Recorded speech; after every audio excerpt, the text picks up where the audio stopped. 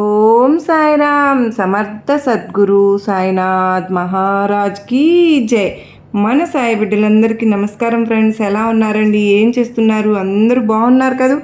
మన సాయినాథుని దయ వలన అందరూ బాగున్నారని, బాగుండాలని మనస్ఫూర్తిగా బాబావారిని కోరుకుంటూ, ఆ సాయినాథుని కృప కరుణ కటాక్షములు మనందరిపైన నిండుగా మెండుగా ఉండాలి అని మనస్ఫూర్తిగా బాబావారిని వేడుకుంటూ, ముందుగా మీ అందరికీ కూడా శ్రీరామ నవమి శుభాకాంక్షలు తెలియజేస్తూ ఉన్నాను ఫ్రెండ్స్. ఇంకా ఈరోజు సాయినాథుడు ఏమి చెబుతూ ఉన్నారంటే, బిడ్డ ఈరోజు శ్రీరామనవమి ఎవరైతే గనక ఉదయం లేవగానే ఈ మంత్రాన్ని 21 సార్లు పఠిస్తారో నిజంగా వాళ్ళ నుండి సుడి తిరిగినట్లే వారి జీవితమే మారబోతుంది అని అర్థం తల్లి. కనుక నువ్వు అంత మాత్రమే కదమ్మా, ఈరోజు రాత్రి లోపు గనక నువ్వు ఈ వీడియో కనుక చూడగలుగుతున్నావు అని అంటే కనుక సాక్షాత్తు నిజంగా ఆ శ్రీరామచంద్రుడు నన్ను కూడా నువ్వు నేరుగా చూసినట్లే అని అనుకో అని చెప్పి అంటూ ఉన్నారు. ఎందుకు అలా అంటున్నారు, ఏం చెప్పబోతున్నారు అనే విషయాన్ని ఈరోజు వీడియోలో తెలుసుకుందాం ఫ్రెండ్స్. ఇంకా వీడియోలోకి వెళ్ళడానికి ముందుగా మన ఛానల్ ఎవరైతే కనుక కొత్తగా చూస్తున్నారో వాళ్ళు ప్లీజ్ అండ్ తప్పకుండా సబ్స్క్రైబ్ చేసుకోండి ఫ్రెండ్స్. మీ ఫ్రెండ్స్కి అందరికీ కూడా షేర్ చేయండి. మీరు ఎటువంటి సమస్యలతో సతమతమైపోతూ ఉన్నా కూడా, ఎంతమంది పరిష్కార మార్గాలు చెప్పినా కూడా మీకు మాత్రం ఎటువంటి ప్రయోజనము లేక అల్లాడిపోతూ ఉన్నాము అక్క. మాకు మీ సందేశాల ద్వారా ఏ రోజుకి ఆ రోజు మంచి మంచి సందేశం బాబావారు మాకు అందిస్తూ ఉన్నారు. మాకు ఎటువంటి సమస్యలు ఉన్నా కూడా మా ఇంట్లో అత్తా కోడళ్ళ సమస్యలు కానీ, ఎటువంటి సమస్యలు భార్య భర్తల మధ్య కానీ, లేదంటే ఇంకా పిల్లల సమస్యలు కానీ అన్నీ కూడా పరిష్కారం అనేది జరుగుతుందక్క. ఇంకా మాకు గురువారం శుక్రవారం ఏదైనా ఇలాంటి పండుగ సందర్భాలలో మాకు ఎంతో మంచి మంచి మాకు పరిహారాలు అనేది మాకు తెలియజేస్తూ ఉన్నారు. మేము అన్నీ చేసుకోవడం వల్ల మేము ఎంతో హ్యాపీగా ఉన్నామని వారి హ్యాపీనెస్ నాతో షేర్ చేసుకుంటూ ఉన్నారు ఫ్రెండ్స్. మీరందరూ ఎప్పుడు సంతోషంగా ఉండాలండి. అందువల్లనే ఇంకా ఈరోజు సాయినాథుడు మనకు ఏమి సందేశం ఇవ్వబోతున్నారు అంటే నిజంగా ఈ శ్రీరామనవమి రోజున నిజంగా అండి చాలామంది కూడా ఎన్నో రకాల పూజలు పరిహారాలు చేస్తూ ఉంటారు. అంటే పెద్ద పెద్ద గుళ్ళకు వెళ్ళడం కానీ, ఇంటి దగ్గర పందిర్లు వేసుకొని పెద్ద పెద్ద కళ్యాణం జరిపించడం కానీ చేస్తూ ఉంటారు కదా. కొంతమందికి అలాగ చేయడం అనేది వీలవుతుంది, మరికొంతమందికి వీలు కాకపోవచ్చు. అలా వీలు కాని వాళ్ళైనా సరే మన ఇళ్లలోనే పూజలు చేసుకుంటూ ఉంటాము. పానకము వడపప్పు చేసుకుని ఆ శ్రీరామచంద్రమూర్తికి సమర్పించడం అనేది జరుగుతుందండి. అంత మాత్రమే కాదు, మనం చేయవలసిన ఇంకొక విషయం కూడా ఉంది ఫ్రెండ్స్. శ్రీరామచంద్రునికి ఎన్నో రకాల మంత్రాలు, ఎన్నో నామాలు ఉన్నాయండి. అన్నిట్లో కల్లా చాలా శక్తివంతమైన ఒక మంత్రం అనేది ఉంది. ఈ మంత్రాన్ని మనం 21 సార్లు కనుక అనుకుంటే కనుక ఈరోజు సుడి తిరుగుతుంది అని చెప్పి సాయినాథుడు మనకు తెలియజేస్తూ ఉన్నారు. ఎందువల్ల 21 సార్లు అని అంటే 21 అనేది 3 అనే సంఖ్యను సూచిస్తుంది. అంటే 2+1 అనేది 3 అనే సంఖ్యను సూచిస్తుంది.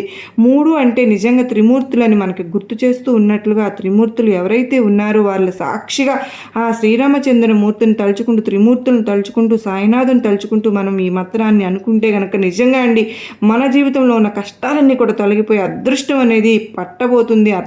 అంత మాత్రమే కాదండి అర్థం. ఈరోజు శ్రీరామనవమి రోజు రాత్రి లోపు కూడా మనకు ఎవరైతే ఈ వీడియోని ఎవరైతే కనుక చూడగలుగుతున్నారో వాళ్ళందరూ కూడా ఎప్పుడు చూస్తే అప్పుడు ఈ మంత్రాన్ని, అక్క నాకు ఉదయం లేవగానే నేను ఈ వీడియో చూడలేదక్క, ఎప్పుడు చూస్తే అప్పుడు ఈరోజు రాత్రిలోపు సాయంత్రం అయినా సరేనండి, రాత్రిపూట పడుకునే లోపు కనుక చూడగలిగినా కూడా అదృష్టమే ఫ్రెండ్స్. చాలా శక్తివంతమైన మంత్రం. ఈ మంత్రాన్ని మనకు గుడిలో ఉన్న వాళ్ళు తెలియజేశారండి. అంత మాత్రమే కాదు ఫ్రెండ్స్, ఆయన బాబావారి గుడిలో పూజారి మనకు ఇంకొక విషయాన్ని కూడా తెలియజేశారు ఫ్రెండ్స్. ఏంటి అని అంటే కనుక ఈ శ్రీరామనవమి రోజున మనం సాయినాథునికండి మనకు ఆంజనేయ స్వామి గారికి ఎలా అయితే కనుక ఆంజనేయ స్వామి మన పేరుని రాసి మనం ఆయన మెడలో ఎట్లా అయితే కనుక ఒక మాలగా వేస్తామో అలాగేనండి సాయినాథునికి మనం శ్రీరామచంద్రుని కూడా తలుచుకుని మనం ఒక పేపర్ మీద సాయి అనే పేరుతో పాటు రామ్ అంటే శ్రీరాముని కూడా తలుచుకుంటూ సాయిరామ్ అని చెప్పేసి మనం 108 సార్లు కనుక రాసుకుని ఆ పేపర్ని కట్ చేసి చేసి ఒక మాలలాగా తయారు చేసుకుని మనం 108 సార్లు రాసి ఒక మాలగా తయారు చేసి సాయినాథుని మెడలో కనుక వేసామనుకోండి చాలా అంటే చాలా అద్భుతం అంటే అని పూజారి గారు తెలియదు. నిజంగా అండి చాలా ఇబ్బందుల్లో గుడికి వచ్చి ఇలాంటి మాలలే తీసుకొచ్చి సమర్పిస్తుంటారు సాయినాథునికి అలా అని చెప్పిన ఆయన తెలియజేశారండి. మన గుడికి వెళ్ళినా కానీ సరే, లేదు మన ఇంట్లో అయినా సరే సాయినాథునికి మనం శ్రీరామచంద్రునికి ఎలా అయితే పూజ చేసుకుంటున్నామో అలాగే బాబావారిని కూడా తలుచుకుని ఆయన మెడలో కనుక అండి శ్రీరామునికి తలుచుకుని బాబావారి మెడలో సాయిరామ్ అంటే బాబావారిని పేరు ప్లస్ మనకి శ్రీరాములు వారి పేరు కూడా తలుచుకుని సాయిరామ్ అనే పేరును కనుక రాసుకుని 108 సార్లు ఆ పేపర్ని చిన్న చిన్న ముక్కలుగా కట్ చేసుకుని ఒక మాలలాగా కట్టుకుని బాబావారి మన విగ్రహం కానీ ఫోటో కానీ ఉంటుంది కానీ మన ఇంట్లో ఇంకా ఆ ఫోటోకు వేసుకుని చాలా మంచిదండి. ఇంకా మనం అనుకోవాల్సిన మంత్రం ఏంటి అంటే ఆ శ్రీరామచంద్రుని మనం ఉదయం లేవగానే అంటే ఈరోజు పెందల కాడ లేచి ఉంటాం కదండి, ఉదయం లేవగానే చక్కగా స్నానాలు అన్నీ అయిపోయి ఉంటాయి కదా, మనం పూజలో కూర్చుంటాం. అలాంటి సమయంలో మనం మిగతా మంత్రాలు ఏమనుకున్నా కూడా వాటితో పాటు ఈ మంత్రాన్ని కూడా ఒక 21 సార్లు అనుకుందాం ఫ్రెండ్స్. ఇంకా మంత్రం ఏంటి అని అంటే శ్రీరామ రామ రామేతి రమే రామే మనోరమే సహస్రనామ తత్తుల్యం రామ నామ వరాననే. ఇంకా ఈ మంత్రాన్ని 21 సార్లు దగ్గర నుంచి 27 సార్లు 108 సార్లు వరకు కూడా మనం ఎన్నిసార్లు అయితే అనుకోగలుగుతామో అన్నిసార్లు అనుకుని చూద్దాం ఫ్రెండ్స్. నిజంగా మనసారా ఆ దేవుని తలుచుకుంటూ మనం అనుకోగలిగితే నిజంగా చాలా వరకు కూడా మంచి జరుగుతుంది. అంత మాత్రమే కాదు ఫ్రెండ్స్, ఇంకా మనం అలా సాయినాథునికి వేసిన మాలని మనం ఎన్ని రోజులు ఉంచాలి అక్క, మీరు 108 సార్లు రాసి సాయినాథుని మెడలో వేయమన్నారు కదా, ఇంకా ఆ మాలను మనం ఎన్ని రోజులు ఉంచుకోవాలి అని అంటే 9 రోజులు ఉంచుకుంటే సరిపోతుందండి. 9 రోజులు మనం గుడిలో సమర్పించినా సరే, లేదంటే కనుక మన ఇంట్లో సాయినాథుని విగ్రహానికి వేసినా సరే 9 రోజుల పాటు ఉంచుకుని ఆ తర్వాత ఆ మాలను తీసి మనం సాయినాథుని గుడికి వెళ్ళినప్పుడు దున్నులో మనం వేయడం అనేది చాలా మంచిది. సాయినాథుని దున్నులో వేయమని చెప్పేసి అక్కడ ఇచ్చారు అని చెప్పి అంటే వాళ్ళు ఆ దున్నులో వేసేస్తారండి. అంటే ఇలా చేసి చూడండి ఫ్రెండ్స్, నిజంగా అద్భుతం అనేది జరుగుతుందండి. శ్రీరామనవమి రోజున మన జీవితాల్లో మంచి మంచి విజయాలను తీసుకురావాలని నేను మనస్ఫూర్తిగా కోరుకుంటూ ఉన్నానండి. ప్రతి ఒక్కరూ ఇలా చేసుకుందామండి. అలాగే ఈరోజు నవమి రోజు మనకు 6వ తారీఖు ఆదివారం వచ్చింది కదండి. ఇంకా ఈ శ్రీరామనవమి రోజున మనం ఏం చేస్తే మంచిది అని అంటే సాయినాథుడు ఏం చెప్పబోతున్నారంటే కనుక, బిడ్డ ఈ శ్రీరామనవమి రోజు తల్లి ఆ సాక్షాత్తు శ్రీరామచంద్రుడు పుట్టిన సమయం అనేది ఒకటి ఉంది. ఆ సమయంలో కనుక నువ్వు ఇంట్లో దీపారాధన వెలిగించుకో అమ్మ. ఇన్ని రోజులు కూడా ఎలాంటి ఒక కష్టాన్ని సమస్యలను భరిస్తూ ఉన్నావో అటువంటి సమస్యలు దరిద్రం అంతా కూడా తొలగిపోయి అదృష్టం అనేది పట్టబోతుంది బిడ్డ అని చెప్పి సాయినాథుడు మనకు ఒక సందేశాన్ని పంపిస్తూ ఉన్నారండి.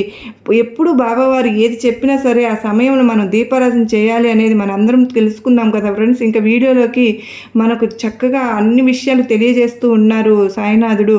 ఈరోజు గనక మనం గనక సాయినాథుడు చెప్పినట్లు ప్రతి ఒక్కటి గనక పాటించుకుంటే ఆ శ్రీరామచంద్రమూర్తి ఆశీస్సులు ప్రతి ఒక్కరు, అసలు షిరిడీలో అయితే అండి ప్రతి సంవత్సరం నేను ఎప్పుడు షిరిడీలో ఉంటాను ఈ టైంలో అయితే ఎంత బాగా బాబావారు చేయించేవారంటే ఆ రోజుల్లో శ్రీరామనవమి దగ్గరుండి అన్నీ బాబావారు చక్కగా చేయించేవారండి. శ్రీరామనవమి ఉత్సవాలు అనేవి షిరిడీలో కళ్ళారా చూసి తరించాల్సిందే ఫ్రెండ్స్. జీవితంలో ఒక్కసారైనా సరే మనం చూడాల్సిన ఘట్టాలన్నమాట. మనకు ఈ రోజున 6వ తారీఖు ఆదివారం కూడా వచ్చిందండి. శ్రీరామనవమి రావడం అనేది అందరి ఇళ్లల్లో కూడా ఒక కళ్యాణం లాగా, అంటే ఒక ఇంట్లో పెళ్లి జరిగితే ఎంత సంతోషంగా ఉంటుందో మనందరం కూడా హ్యాపీగా అందరం కొత్త బట్టలు ధరిస్తూ చక్కగా పిండి వంటలు చేసుకుని ఎంత హ్యాపీగా అందరం కూడా కుటుంబ సభ్యులు అందరం కూడా కలిసి ఉంటాము. అలాగే ఈరోజు శ్రీరామునికి కళ్యాణం జరిపిస్తూ ఉంటాం కదండి. ఇంటింటా కూడా పందిర్లు వేస్తూ ఉంటారు. ఆ శ్రీరాముని పందిర్లో కూర్చుని చక్కగా పాటలను వింటూ ఆ కళ్యాణాన్ని చూస్తూ శ్రీరామునికి సీతమ్మ వారికి కళ్యాణం చూస్తూ చక్కగా హ్యాపీగా జరుపుతూ ఉంటారు కదా పిల్లలందరూ కూడా. అలాంటి శ్రీరామనవమి రోజు నిజంగా అండి ఆ శ్రీరాముని గురించి మనం తెలుసుకోని విషయాలు ఎన్నో ఉన్నాయి ఫ్రెండ్స్. అంటే ప్రతి ఇంట్లో కూడా అండి ఉదయాన్నే లేవగానే చక్కగా ఈరోజు మనం ప్రతి పిల్లలతో సహా అందరం కూడా తలంటి స్నానం చేసుకుని కొత్త బట్టలు ధరించడం ఇలా చేస్తూ ఉంటాం కదా. అంత మాత్రమే కాదండి, శ్రీరాముడు ఏ సమయంలో పుట్టారు అనేది కనుక మనం తెలుసుకుంటే నిజంగా అండి మన అందరం కూడా అలాంటి ఒక సమయంలో దీపారాధన కనుక మన ఇంట్లో కనుక చేసుకుంటే చాలా వరకు కూడా చాలా మంచి జరుగుతుందండి. అసలు మామూలుగానే శ్రీరాములు వారు అంటేనే నీతికి నిజాయితీకి కట్టుబడిన ఒక మనిషి అండి శ్రీరామమూర్తి తన తండ్రి మాటను జవదాటకుండా అయోధ్యలో 14 ఏళ్ల వనవాసాన్ని శ్రీరామచంద్రమూర్తి ముగించుకుని వచ్చిన సమయం అండి. అంత మాత్రమే తన తల్లి తమ్ముళ్ళన్న తన భార్య అన్న ఆయనకి చాలా వరకు అభిమానం ప్రేమాలతో రామచంద్రమూర్తి చూసుకుంటూ ఉండేవారు. ఇలాగా అడవుల పాలైన శ్రీరాములు వారు నిజంగా ఎన్నో కష్టాలను భరించారండి. సీతాదేవి గురించి ఎన్నో కష్టాలను భరించారు. రావణాసురుడు మధ్యలో ఆ సీతాదేవిని తీసుకువెళ్ళడం, సీతాదేవిని పరీక్ష పెట్టడం అనేది జరిగింది కదా. అంత మాత్రమే కాదండి, ఎన్నో కష్టాలు ఒకటి తరువాత ఒకటి నిజంగా తినడానికి కూడా కష్టపడుతూ ఆకులు అలములు తింటూ ఆ అడవిలోనే గడిపారండి ఎన్నో సంవత్సరాలు. ఆ మహానుభావునికి అన్ని కష్టాలు వచ్చినప్పుడు మన కష్టాలన్నీ ఏమాత్రం అండి. అందువల్ల అలాంటి మహానుభావునికి తలుచుకుంటూ నీతి నిజాయితీకి మనందరం కూడా ఫాలో చేస్తూ ఏమాత్రం కూడా అబద్ధాలు అనేది చెప్పకుండా నిజంగా తల్లిదండ్రుల మాట అంటే శ్రీరామచంద్రమూర్తికి వేదవాక్కండి. అలాగే మనందరం కూడా ఉండాలి అని చెప్పి గుర్తు చేసుకుంటూ ఈరోజు మనం శ్రీరామనవమి జరుపుకుందామండి. నిజంగా శ్రీరామనవమి రోజున శ్రీరామచంద్రమూర్తికి ఇష్టమైన నైవేద్యాలను చేసుకుంటూ ఉంటాం కదండి. మన అందరి ఇళ్లలో కూడా ఖచ్చితంగా అందరం చేస్తాం పానకం వడపప్పు అనేది. అలాగే శ్రీరామునికి నైవేద్యంగా చేసి పెట్టుకుందాం. అంత మాత్రమే కాదండి, శ్రీరామచంద్రమూర్తి పుట్టిన శక్తివంతమైన గడియలు అనేవి ఉన్నాయి కదండి. రామచంద్రమూర్తి పుట్టారు అని అంటే అసలు సాక్షాత్తు ఆ శ్రీ మహావిష్ణువు 7వ అవతారంగా శ్రీరాముని జన్మదినంగా సూచిస్తూ ఉంటారని. అంటే ఇలాగ పుట్టిన సమయం ఏంటి? త్రేతాయుగంలో చైత్ర శుద్ధ నవమి గురువారం నాడు పునర్వసు నక్షత్రం కర్ణాటక లగ్నంలో అండి ముహూర్తంలో రామచంద్రమూర్తి జన్మించారు. శ్రీరామచంద్రమూర్తి ఎప్పుడు జన్మించారు?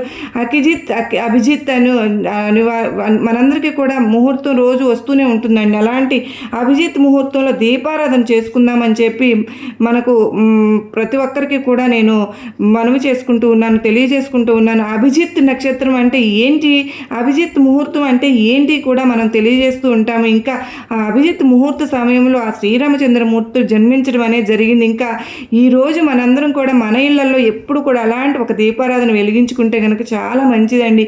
ఇంకా అభిజిత్ ముహూర్తం ఎప్పుడు అని అంటే ఉదయం నుండి 11 గంటలు 45 నిమిషాల నుంచి 12 గంటలు 15 నిమిషాల వరకు కూడా అభిజిత్ ముహూర్తం అనేది ఉంటుందండి.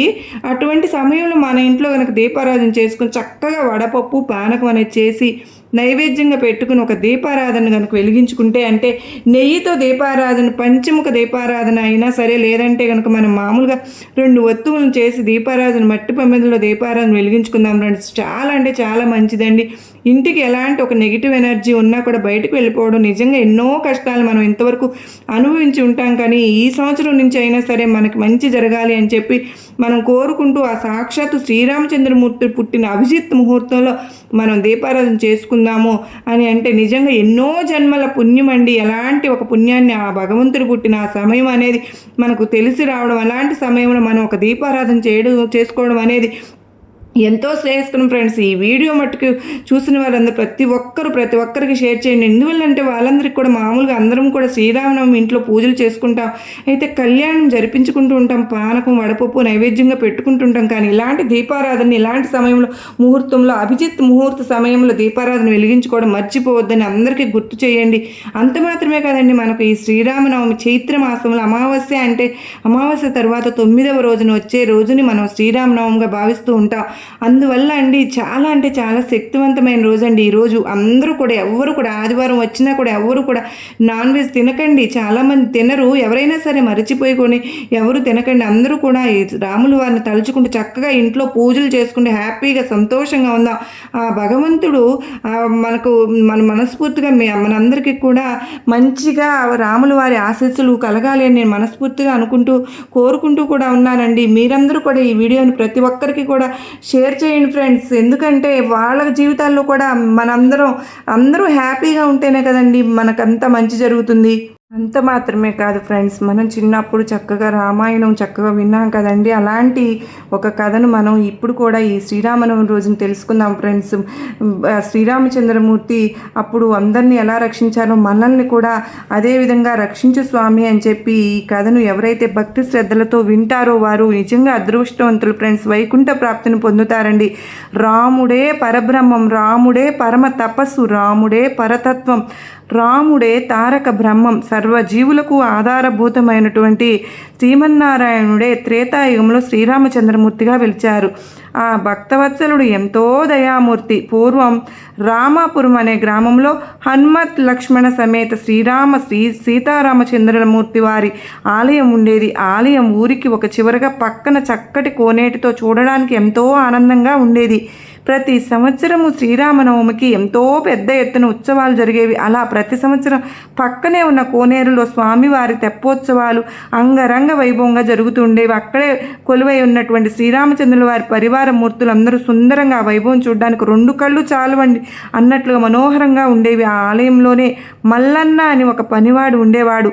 ఆ మల్లన్న ప్రతిరోజు ఉదయమే లేచి ఆలయం తుడిచి శుభ్రం చేస్తూ పేదరికం వల్ల ఏమి చదువుకోనప్పటికీ అక్కడ ఆలయంలో చేరి ప్రతిరోజు ఎంతో శ్రద్ధగా ఆలయానికి సంబంధించినటువంటి పనులన్నీ చేస్తూ ఉండేవాడు. ప్రతిరోజు ఉదయాన్నే స్వామికి నమస్కరించుకునేవాడు. భార్య కుమారుడితో కలిసి ఆలయం ఆవరణ పక్కనే ఒక గుడి ఉసలు ఉంటూ ఉండగా ప్రతి ఏడు అలాగా ఈసారి కూడా శ్రీరామనవమి ఉత్సవాలు వచ్చాయి. ప్రతిరోజు పండుగే ఆలయం మొత్తం రంగురంగుల పూలమాలలతో అలంకరించారు. మల్లన్నకు ఒక క్షణం కూడా తీరిక లేదు. ప్రతిరోజు సాయంకాలం వేళల్లో పురాణ కాలక్షేపం జరిగేది. ఒక్కొక్క రోజు ఒక్కొక్క పండితుడు వచ్చి పురాణాల విశేషాల గురించి ఎంతో చక్కగా వివరించేవారు. నిత్యం ఎందరో భక్తులు వచ్చేవారు. మల్లన్న కూడా పక్కగా నుంచుని ఆ ప్రవచనాలన్నీ వింటూ ఉండేవాడు. నవమి నాటి ముందు రోజు సాయంత్రం పక్క ఊరి నుండి వచ్చిన శంకర శాస్త్రి అనే మహాపండితుడు శ్రీరామనామం యొక్క విశిష్టతను వివరిస్తూ ఇలా చెబుతూ ఉన్నారు. ఈ సృష్టిలో రామనామంతో సమానమైనటువంటి దివ్యనామం మరొకటి లేదు.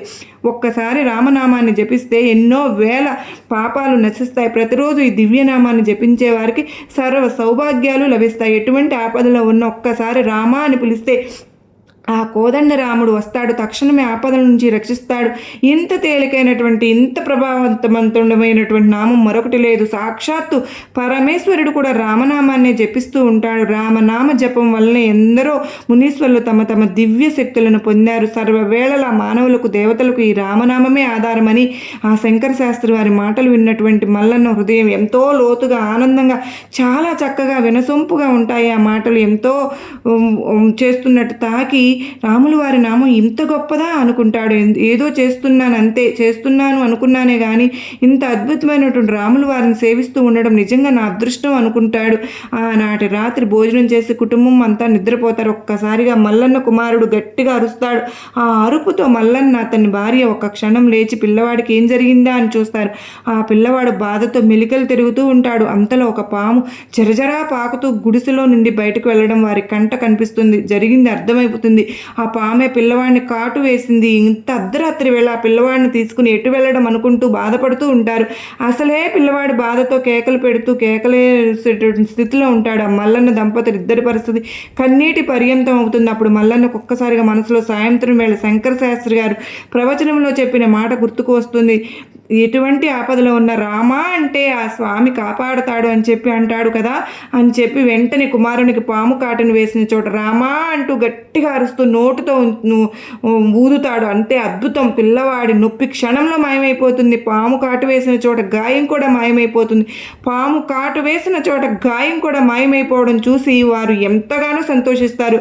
రామా రక్షించావా తండ్రి అంటూ ఆ స్వామిని ఎంతో కొనియాడుతారు. మరునాడు ఆమె శ్రీరామచంద్ర వారి మూర్తి వారి కళ్యాణం ఎంతో ఘనంగా జరుగుతుంది. ఆనాటి నుండి ఆ దంపతులు జీవించి ఉన్నంతకాలం స్వామిని సేవించుకుంటూ గడిపి చివరికి ముక్తిని పొందుతారు. రామనామానికి ఉన్నటువంటి మహత్తు అంతటిదే.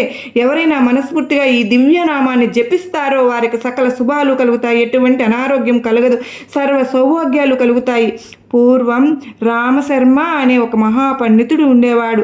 అన్ని శాస్త్రాల్లోనూ పాండిత్యం గడించినప్పటికీ అహంకారం అనేది ఏమాత్రము లేకుండా వినమ్రంగా నడుచుకుంటూ ఉండేవాడు. రామశర్మకు రామచంద్రుల వారంటే అపరిమితమైనటువంటి భక్తి ఉండేది.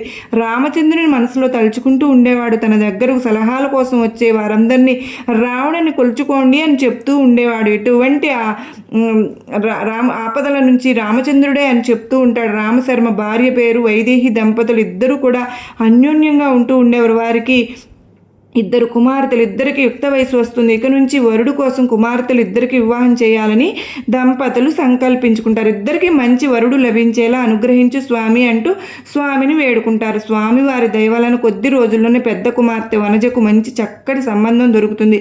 ఊరికి దగ్గరలో గ్రామంలో ఉన్న వాసుడు అనే విష్ణు శ్రీనివాస వర్మది బాగా చక్కటి కుటుంబం. వారి గురించి వినే ఉంటారు. ఏ కట్న కానుకలు లేకుండా వివాహం చేసుకుంటామని చెబుతారు రామశర్మ దంపతులు. అంత చక్కటి కుటుంబంతో వియ్యం అడగటం వల్ల రామచంద్రుల మూర్తి అనుగ్రహంగా భావిస్తారు. వివాహానికి మంచి ముహూర్తం కూడా నిశ్చయిస్తారు.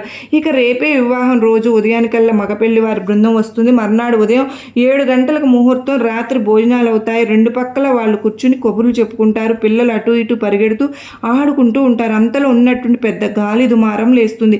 దాంతోపాటు వర్షం ప్రారంభమవుతుంది. పెళ్లి కోసం వేసిన పందిర్లు తడిసిపోతాయి.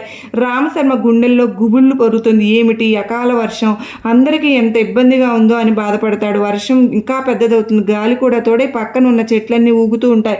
ఆ వర్షం అలా సాగితే పెళ్లి పందిళ్ళు కూడా ఇంకా ఎక్కువసేపు నిలిచేలా లేవు అనుకుంటాడు. అంతా చూసి బాధపడుతున్న రామశర్మకు ఆ రామచంద్రమూర్తి గుర్తుకు వస్తాడు. రామశర్మ మనసులో స్వామిని ఇలా ప్రార్థిస్తాడు. రామచంద్ర పరంధామ పావన నామా, ఏమిటి తండ్రి ఈ వైపరీత్యం, నేనేం పాపం చేశానని నాకు ఈ శిక్ష అంటూ బాధపడతాడు. కుమార్తె పెళ్లి నీ అనుగ్రహంతో చక్కగా ఒక వరుడితో కుదిరించి ఎంతో చక్కగా వివాహం జరుగుతూ ఉన్నటువంటి ఈ సమయంలో ఏమిటి స్వామి ఈ వైపరీత్యం అంటూ బాధపడతాడు. ఎంతో వైభవంగా జరుగుతుందని చెప్పి ఆశించాను. ఒక్కసారి ఏమిటి ఈ వాన స్వామి, ఈ సృష్టి మొత్తం నీ ఆధీనమై నీ కదా తండ్రి, దయచేసి నా మొర ఆలకించి ఈ వర్షం తగ్గిపోయేలాగా అనుగ్రహించు. నువ్వు తప్ప నాకు వేరే దిక్కు లేదు. నీవే కదా నాకు తల్లి, తండ్రి, గురువు, యజమాని, కాబట్టి నీవే నాకు సర్వస్వం తండ్రి. దయచేసి ఈ దీనుడి యొక్క మొరను ఆలకించాను విధాలుగా ప్రార్థిస్తాడు. భక్తవత్సలుడైనటువంటి రామచంద్రుల వారు రామశర్మ మొర ఆలకిస్తారు. అంతే ఒక్కసారిగా గాలి వాన ఆగిపోతుంది. ఉదయం ముహూర్తం వేళకు ప్రకృతి అంతా వైభవంగా ప్రశాంతంగా జరుగుతుంది. రామశర్మ దంపతులు తమను అనుగ్రహించినందుకు రామచంద్రుని ఎన్నో విధాలుగా స్తుతిస్తారు. వారి కళ్ళ వెంట ఆనంద బాష్పాలు రాలుతాయి. వనజ విష్ణు శర్మల వివాహం వైభవంగా జరుగుతుంది. కొంతకాలానికి రెండవ కుమార్తె గిరిజ వివాహం కూడా చక్కటి వరుడితో శుభప్రదంగా జరుగుతుంది. రామచంద్రుడు ఆశ్రిత భక్తవత్సలుడు, తనను నమ్మిన వారిని కాపాడే అమృతమూర్తి, స్వచ్ఛమైన వారిని చక్కగా జీవిస్తూ ఎప్పుడు కంటికి రెప్పలా కాపాడుతుంటాడు. వారికి సకల శుభాలు సమకూరుస్తుంటాడు, అనుగ్రహిస్తుంటారు. ఇలాగే కదండి మనం సచ్చరిత్రలో కూడా చదువుకున్నాము. సాయినాథుడు ఒకరోజు వర్షం కుండపోతగా కురుస్తూ గాలి వాన అన్నీ వస్తే షిరిడి గ్రామ ప్రజలు ప్రతి ఒక్కరూ కూడా బాబావారి ద్వారకామాయికి చేరుకుని ఎంతగానో వారి ఇబ్బందులను బాబావారికి విన్నవిస్తారు. ఆఖరికి నోరు లేని జీవాలు కూడా సాయినాథుని దగ్గరికే సేరదీయడానికి వస్తాయి కదా. మనం అందరం చదువుకున్నాం కదా ఫ్రెండ్స్. నిజంగా అటువంటి లీల గుర్తు వచ్చిందండి నాకు ఈ కథ వింటూ ఉంటే. మన సాయినాథుడు ఎప్పుడో త్రేతాయుగంలో రాముల వారు చేసిన ఘట్టాన్ని ఎన్నో సంవత్సరాలు కాదండి, నిన్నగాక మొన్న జరిగింది. సాయినాథుడు 100 లేదంటే 100 మొన్న మధ్యన 100 సంవత్సరాల క్రితమే కదండి మన సాయినాథుడు ఎంత అద్భుతం చేసి చూపించారు. మనం చూసాం కదా, విన్నాం కదా. ఎంతోమంది ఇప్పటికి కూడా ఉన్నారండి అప్పుడు చూసిన ఆ ఘట్టం. నోరు లేని జీవాలను తనను ఆశ్రయించిన అమాయకమైన భక్తుల కోసం సాయినాథుడు ఆ రోజుట తుఫానుని ఒక్క కంఠం, ఒకే ఒక్క వాగు అన్న ఒకే ఒక్క శాంతించు అనగానే ఆగిపోయింది కదండి. అలాంటి ఈ రోజున మనందరం కూడా శ్రీరామచంద్రమూర్తి బాబావారి ఆశీస్సులు మనందరిపై ఉండాలని కోరుకుంటూ సర్వే జనా సుఖినో భవంతు.